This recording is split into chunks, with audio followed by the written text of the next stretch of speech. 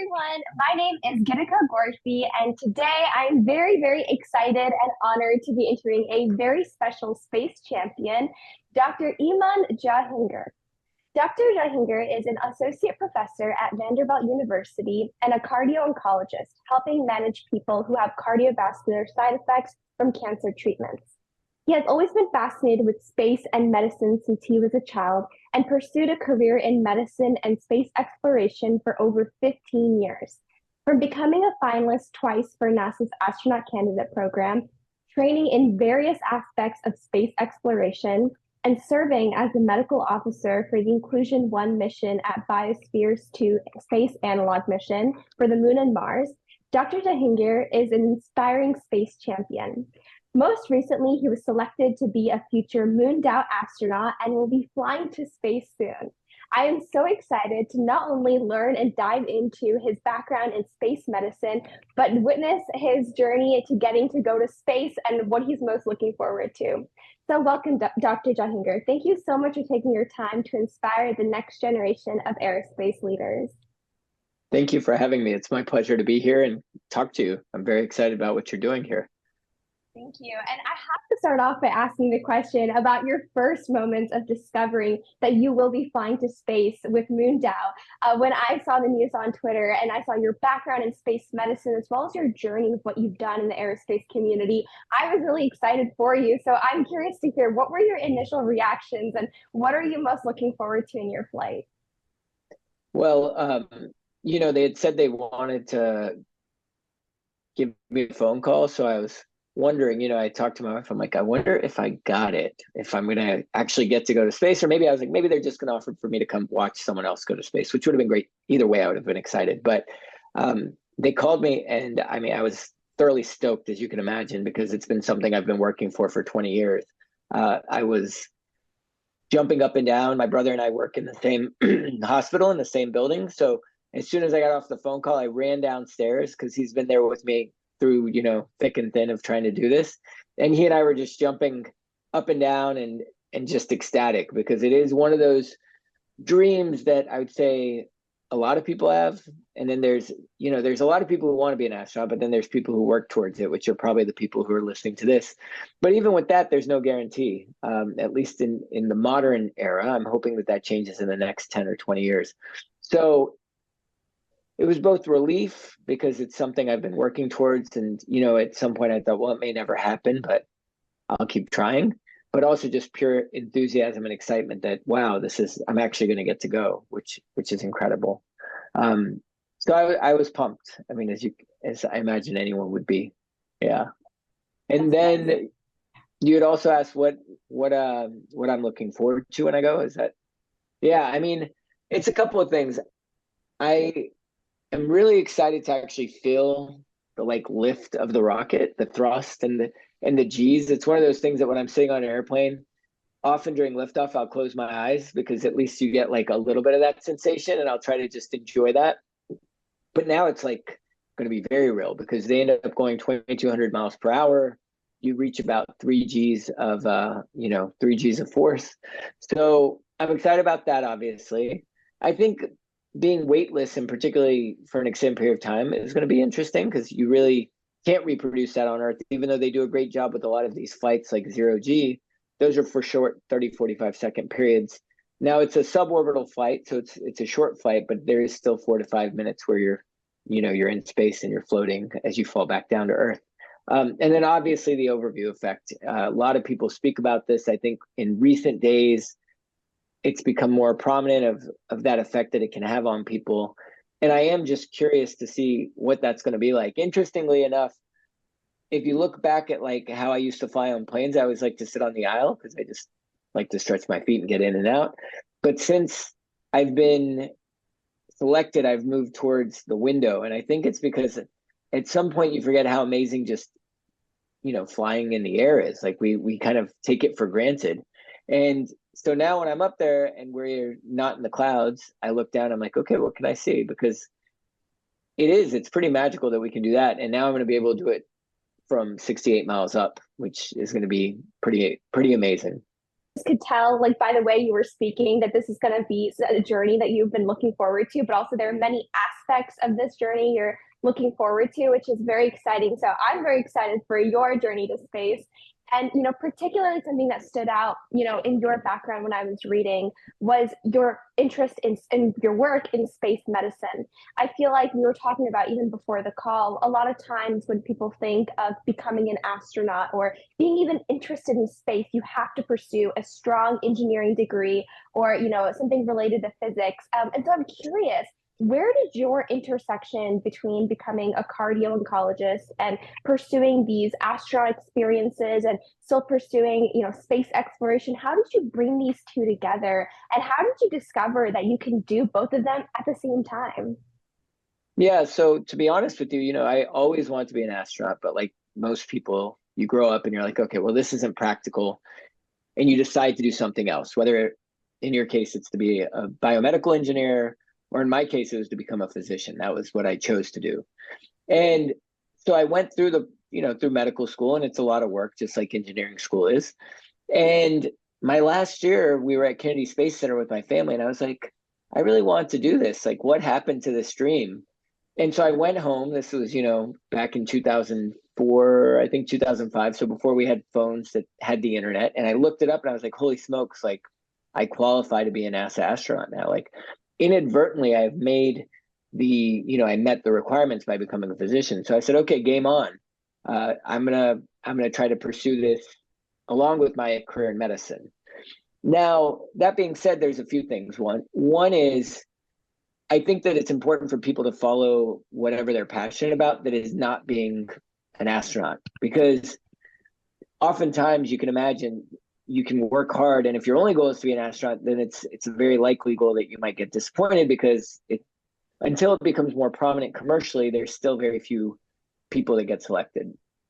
And by the point you're up at a selection basis, that everyone's highly qualified. So it's really unclear how they choose those last few people. But it doesn't mean you shouldn't pursue it. It's just that you should pursue whatever else you're passionate about. So it shouldn't just be, I'm going to do this because I want to become an astronaut. It should be, I really like this or love this, and it's going to help me potentially become an astronaut. And then going forward from there, there was a few routes I could have taken. One was the most obvious route for a doctor is you become a flight surgeon. So if you look at a lot of the NASA astronauts, they are emergency medicine or internal medicine, and then they do flight medicine fellowships. And that gets you to where you can work day to day with astronauts. You can be the doctor, taking the calls from mission controls. It's a very cool job, but it wasn't necessarily what I wanted to do. And once again, going back to like, you should pick doing what you're really passionate about. I want to be a cardiologist. And so I pursued that, knowing that, okay, maybe this helps, maybe it doesn't. I will be the third cardiologist to go to space. There was a Russian that went back in the 80s. There was one of my mentors here at Vanderbilt, Drew Gaffney, went on as a payload specialist in the 90s, and then it's going to be me. So you can go. It doesn't, it doesn't limit you. And as I got into it, I just kind of was drawn to the field of cardio-oncology. And inadvertently, it is quite relatable to space travel, because a lot of the things that we see in patients with cancer, so cardio-oncology is basically, it's not that I'm dealing with heart cancers. There aren't a lot of heart cancers out there, but it's that I'm dealing with side effects of chemotherapy, radiation therapy on patients who have cancer. So, and they have cardiac side effects. And if you look at these individuals, there's a lot of similarities. For one, people who get a lot of radiation. So looking at a cancer population of radiation exposure is very similar to seeing what astronauts get in a shorter time frame up in space. So there's a link there. There's also a link of just like the immune system and how it's affected in space, along with cancer patients. And so it inadvertently became a good fit, but it wasn't the plan. It's not like I went into it saying, okay, I'm going to do this because it's going to help me with that. And then the one thing I'd say is you can follow two passions, right? So my career is being a physician, and it doesn't mean that I didn't apply to be an astronaut, and I would have happily switched careers if NASA had picked me up. But on the side, once I got through school and training and I had more free time, all of my pursuits were towards bettering myself in kind of space related knowledge, right? So taking courses in space physiology, taking courses in the life systems of things like the space station. How do you keep people alive? What are the systems that need to be in place? And before I got picked up, I told my wife, I think it was like 6 months ago, I was like, well, I'm going to keep trying this, but I've come to terms that this might just be a hardcore hobby, because much like people who spend money to collect, I don't know, World War II helmets, I was spending my money and time in all kind of space related activities, and was just fortunate that now I can fulfill that dream. There's no guarantee, right? Of course, and I'm just like, it's amazing how you put that together too. I mean, there's this huge misconception, as you mentioned, that you can becoming an astronaut. There's like a direct path to getting there, and as you mentioned, I don't think any astronaut. I mean, a majority of them have had like mechanical engineering backgrounds, but all of them have been so different with their educational pursuits, life experiences, and their different interests. So there's no one way of becoming an astronaut, but more importantly, being selected at this point is such a slim chance. You want to enjoy the process of trying to get there. And so I'm curious, you mentioned taking these classes and trying to get involved in this aerospace medicine aspect of your work. How did you specifically get involved with MoonDAO? Yeah, so I'd known about MoonDAO when they first formed. I think it was in 2021. And part of my attempts to go to space is continue to apply to NASA. So I just applied for the fifth time. I might be aging myself out at this point, but that's okay. I'm not going to be the one who dismisses myself. And I actually have a colleague, a friend who we had interviewed together back in 2009 as finalists, and he's retiring from the military, from the Air Force. And I said, you should apply now, because now you're a civilian. And he's older than me, but I was like, you never know, maybe they'll take you. But as part of my my vision, I think it's important to have a vision. So one of my life visions was, I'm going to go to space. I've made sure that I'm actively looking for opportunities. And a lot of people will dismiss things because MoonDAO is a Web3 company, so it's kind of a newer idea, right? Web3 and crypto sometimes don't have the best reputations, but I think that that's unfair to do that to the whole entity of Web3. And so there were a few companies that are Web3 based that were starting to do these kinds of things. And so any opportunity that was available, I was looking for, and I was figuring out if I could apply, if I would qualify, what it would require, and I would apply, because I think you have to remember that it's not so much about your misses, it's about your shots taken. So if you don't take shots, then you're really not going to have opportunities.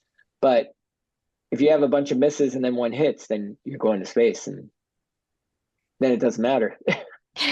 Exactly, and I just love that mindset. And I can tell the passion and the constant going at it is such an important trait that I think every student, and honestly everyone, should learn, or at least grow to develop, because I don't think everything comes in the first try.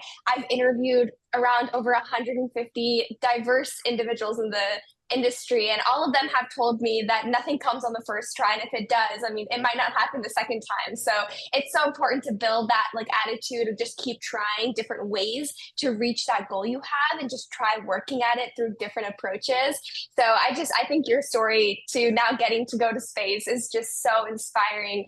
And with your particular background in space medicine, I'm curious from your perspective. I'm sorry, I think my internet is a bit unstable, so hopefully you can hear You're me. fine, But yeah. with space medicine in particular, something I've noticed is, the future is really exciting because they're trying to retire the International Space Station and put up some larger commercial space stations that will enable more scientific research. So, from your perspective, in the next maybe 15 to 30 years, where do you see space medicine research going? And how do you see it evolving to both advance human presence in space, but also maybe even remote healthcare and medical treatments and practices here on Earth? As a physician now, if you could kind of predict the future of space medicine, where do your thoughts lie? Yeah, I mean, I think I'm very excited that Starship just had its fourth launch, and it was quite successful. So once you have a ship like Starship that can send a lot more weight into space for cheaper, it's going to change everything. Then really you are going to be able to start building factories and space stations and take resources into space that really is just, it's too expensive right now. And I was reading a book, I think it was Ashley Vance's book, about space. And he said, really, if you think about it, it's like when we went from ships going across the ocean that were wooden to cargo ships that carry freights, right? Like now all of a sudden you've got this standardized thing that can go from a ship to a train to a truck and get unloaded, and it just changed everything. And so I think Starship is one of those kinds of things. It's going to change everything. So right now, if we think about where we are for space medicine, there's the NASA front where people are going and living for 6 months to 1 year. And NASA is very strict and very detailed about who gets selected based on medical needs. So when you interview for NASA as an astronaut, you get a huge battery of medical tests. I mean, head to toe, colonoscopy, MRI, psychiatric analysis, that will hopefully have occur with them for 10 to 15 to 20 years, who's going to get a lot of radiation exposure and live in space for 6 months to a year. So it's a different mindset, right? And hopefully go up there more than one mission. In commercial space, that's not going to be as big of an issue. And so you already see with these short flights that you can be more expansive. And you can send, for instance, we just sent Ed Dwight, a 90-year-old person with the New Shepard flight up, and he did fine, right? It was a short flight. You go up, you come down, and the risk is pretty low. You just want to make sure that they can handle the G's and that they're not going to have a heart attack, for instance, when they go. And I think at some point for some of these flights that are up and down, it's going to be kind of like airlines, right? We don't screen people when they go on an airplane, even if they have a 12-hour, 14-hour flight. And medical emergencies do happen. So I think for short flights, that's now for longer flights. So let's say we're hiring you to go up and form endothelial tissue, in a tube on a space station that is commercially owned by a biomedical company. It might be a different story, because if you're going to go up there for 3 or 6 months, we have to think about things like, is she at risk for having some sort of accident, like a heart attack or a stroke, that is going to send her back to Earth? Because the last thing they want to do is you want to send someone up who's going to have to emergently come back to Earth. It'd be like turning the plane around. Like, when do you have to turn the plane around? And so I think, we're working with the Aerospace Medical Association right now on a work group about coming up with guidelines for doctors as they screen people for cardiovascular stuff. So like, what should doctors be looking in commercial flight before they send passengers up? And so I think it's going to become a lot more like inclusive in that sense, because it's not going to be that stringent NASA medical. It's going to be more like, okay, you're going to go up for 6 months. This is your job. You pass this physical and you can go. And I think that's going to be great. Now, as far as how do we improve things on Earth? Because I think that's what we always have to think about. The whole point of going to space is not just to explore, but it's like, how do we improve the life for everyone here? Because even if we start going to space more frequently, the percent of the population is going to be very small, right? It's less than 1% of 1% probably will ever go of the 7 or 8 billion people we have on Earth. So there are things that have already come out of NASA research, that improves healthcare, and that's things like technological development, telemedicine, protocols like that. Honestly, I think we're going to be surprised. I think we're going to go up there and say, okay, we're going to get really good at ultrasound imaging, or we're going to do biomedical research, and we're going to see that maybe organs grow better in microgravity, right?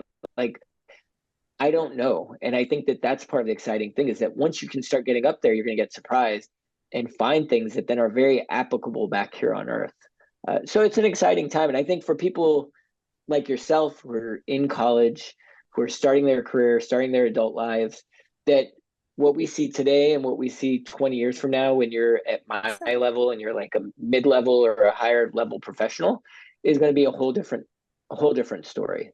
And so it's good to stay open-minded and just kind of open to creative ideas, because you might think of something that no one else has thought of. Yeah, I mean, that's exactly what excites me about space medicine in particular. I think it's just looking at the medical field in such an untraditional angle. I feel like the medical industry as a whole has been very traditional in the sense of the type of research, the approaches, and there have been incredible innovations that have occurred just in the past 15 years. And now to bring in this new component of microgravity environments to understanding how certain cancers work, how certain cells behave, and how you can bioprint organs in a unique environment. It just opens up so many possibilities, and maybe not all of them will work, but you may discover something out of that. And I think that unknown curiosity is what really excites me about this space. And I'm sure many students can relate with this, curiosity in the space sector. And so, in your journey so far, I mean, I can clearly see that you were inspired by space as a young child growing up, and this was something a part of your life always that you wanted to maintain. But in this journey of yours, have you had any obstacles that you've had to overcome? And if so, how were you able to overcome them? A lot of times, I think we see someone's accomplishments or like LinkedIn profile, or oh, they're going to space, and we're just like, oh, they just hit all the boxes. They're super smart, and definitely are. But I think there could be setbacks that many students can relate with. So I'm curious if you've had obstacles, and if so, how were you able to overcome them? Yeah, I mean, life always brings you obstacles, whether it's professionally, education, or personal life, as you kind of grow bigger and have a family and children, like things happen. Um, Relating back to students, I guess one thing that happened was when I went to college, I kind of coasted through, and I ended up getting into medical school early. And so then I became a religion major. I was like, well, I don't have to be the bio, and the chemistry and this, and had a great college education, and then decided, actually, I took the MCAT and went to another school for medical school. And it was the first set of exams, right? And so you have your histology exam, which is back then you were just literally looking in a microscope at slides. And I was doing it and I was like, this is not going well. Like, I knew I had bombed it. I knew I had failed. I had studied, but it just wasn't there's a reason I'm not a pathologist. And I knew it, and I came home and I was like, oh my gosh, like, what am I doing? Like, I'm 6 weeks into medical school and I just failed my first test. And so it was a good eye opener. It was, being very realistic that like medical school is not college, very different, a lot more information to learn. And so I had to modify how I studied. It was hard, but, I did it. I mean, beyond that, there's always been obstacles. I think getting so close to becoming an astronaut with NASA and then not achieving it was disheartening. Even though it's kind of silly, because once you get down to, I think there were 65 finalists, there's like 10 doctors, I don't even know how they choose. It's not like you not getting chosen at that point is really, it shouldn't be disheartening, but of course you get that close to a dream to have it taken away. But I think for practical advice, it's always trying to remember what you're trying to achieve and why you're doing it. And for anything, whether it's you're trying to lose weight or you're trying to get stronger, there's ups and downs, and you can't look at the day to day. You just have to look at the overall trend. And as long as you have your vision in place and you're taking actions on a daily or weekly basis, even with those setbacks, you're going to get there. You're going to get closer. So I would encourage everyone that even when those setbacks occur, just try to remember what you're trying to achieve and why you're trying to achieve it. And if those values still are in line with what you want to do, then don't let the setbacks. If you want to go to space, they think you're crazy. I think 80 or 90% of the population has no interest in going to space. And so it is important to find like-minded people like yourself. I'm part of a group called the Inspired 24, and it's just people who are interested in human spaceflight and want to do it. And I think if you don't surround yourself with the people that can encourage you and have your same passion, it can get very discouraging, especially when you have setbacks. So I would encourage everyone to find that community for whatever they're trying to achieve, and it'll help lift them up even during the setbacks. Wow. Yeah, and that's definitely a piece of advice I'll definitely take to heart. I'm sure everyone who's listening will as well. A lot of times we tend to like be super harsh on ourselves every single day, like, oh, we still haven't achieved this, or we still haven't gotten there, or we compare ourselves with other people all the time. And as you mentioned, I think it's so important to realize what your long-term goal is and set those smaller goals every day. Just because yesterday or today didn't work out doesn't mean tomorrow can't be a better day. So I think setting those smaller goals and surrounding yourself with a supportive community is so important. I mean, I came into the industry literally knowing zero people in the aerospace sector. but I didn't let that be an excuse for myself to not try building that community. And I created a LinkedIn and started like connecting with people who I thought were really cool. So I think trying to build that community of, people who have similar interests is so important. I didn't know anything about space medicine until one of my mentors who I met on LinkedIn told me about it, and my mind just like it was just eye-opening for me. So I Yeah. definitely agree that finding that community and finding those mentors is just so important. And Yeah. I'm glad you found out about space medicine. That's the other thing is you don't know about things until you get exposure. So I was meeting up with a friend who's an astronaut a few months ago, and we had someone else who was at dinner, and they actually do like editing and videography and things like that for the space industry. So there are so many roles, even if you don't want to be an engineer or a physician, every job you could think of is necessary in the aerospace world. Making food, right? Someone has to come up with the ideas for the food for the astronauts. Like that's a real thing. So if you want to be a chef, but you want to be in aerospace, there's a place for you. Definitely. Yeah. And that's actually one of the reasons I started this interview series, because when I discovered that and I would talk about space medicine to my counselors, my teachers, and I'm like, oh, this is what I want to do, they would all kind of look at me like I was crazy. Like, oh, are you like sure that's a realistic career? And I think I mean, of course, it's not very common. There are very few people actually doing this for a full-time job. But I think that the lack of awareness of these types of space careers, like becoming the chief historian of NASA, or being a social media person for Blue Origin or for SpaceX. Like people don't think of those careers necessarily, like, oh, being a food scientist at NASA, and those are real careers. And so that was like the intention of starting this series, and to show that space is kind of like its own little world. And so every single major degree and intersection you're going to need in this larger world, we're going to need just in the space sector. And so thinking of it like that, you can make up your own careers in the next 5-10 years and come up with your own dream job. And so I think that's very, very important, and very something that hopefully we come across with these interviews. Yeah, so now that we were able to learn a little bit about your journey, as well as some of your accomplishments, as well as insights into the space medicine field, my last and final question for you is, what makes you the most nervous and most excited for the future of the aerospace industry? We touched a little bit about space medicine, but just overall as like an industry, what makes you nervous and what makes you excited?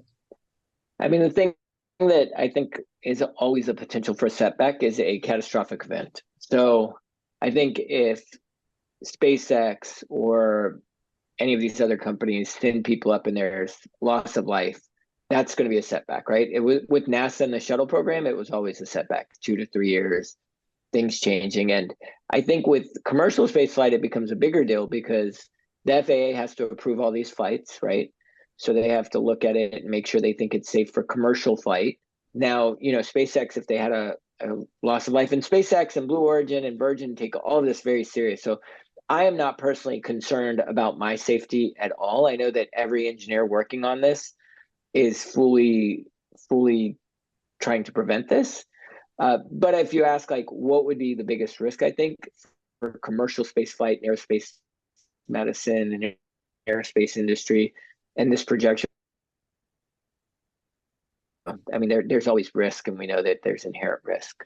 But I think that could set back things 2 to 5 years and potentially harm companies that are growing. It wouldn't harm companies like SpaceX or Blue Origin, but let's say you're starting a rocket company and maybe funding dries up or something and it doesn't take off the ground. I think the most exciting thing is when we start sending people to the moon, because I think, we know a lot about low Earth gravity. We've been going around in the space station for quite a while now, but we haven't actually lived where we're further out. And yes, there's dreams of Mars, and Mars is going to be very hard.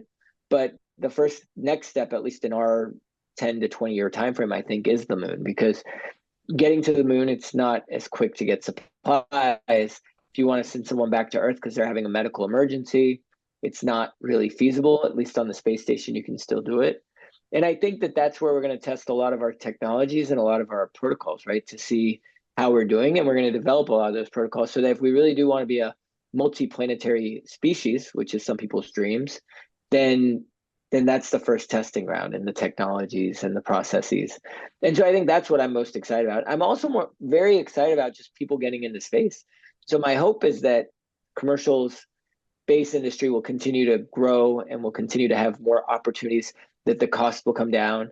And whoever wants to go to space, whether you're an artist or an engineer or a musician or a physician or grandma who's had a dream of doing this for 70 years, but it wasn't possible for her before, that all of us will be able to go and at least have that experience, that want to have that experience. It's definitely, yeah, I agree with everything you said. I think first off, echoing the fact that setbacks and failures are bound to happen at some point, and I think hopefully creating this mindset that these hopefully doesn't really hopefully it doesn't set back the industry in the way it has previously, because there has been so much growth in the past 10 years in the space sector, especially commercially. And I'm hoping we can put in more safe practices, more regulations in place in order to create more of a conscious effort towards safety protocols and, hopefully drive the industry forward if there were to be accidents in a more, positive direction. But also, as you mentioned, the future is so exciting with space and how we're starting to send people who've, for example, we sent the first African woman to space with Blue Origin, Sarah Sabri. She's from Egypt. And, what she's been doing to inspire students around the world, and Dr. Cyan Proctor, and so many other individuals who've been dreaming about going to space like you are now having an opportunity to go and not only get that experience for themselves, but share that with other students who may have similar interests to them. Like, for example, I was very excited to hear about your journey to space because of my personal connection and interest with space medicine. So seeing how these unique folks who are not just from these traditional NASA astronaut pathways getting to space, I think provides more students and more young professionals and adults to start dreaming a little bit bigger and to get out of those conventional boxes society has created in the space sector, and hopefully just encouraging more creativity and innovation. So the future is, as we talked about, very exciting for both the aerospace sector and space medicine. And so thank you so much for taking your time today to talk about your journey as well as your excitement for the future of the space sector. I'm very, very excited to see you go to space one day and hear about your journey back. So thank you so much. Yeah, thank you for taking the time, and hopefully we can talk when I get back. Yes, definitely. We will definitely be doing a follow-up. Thank you for your time. All right, take care. Take care.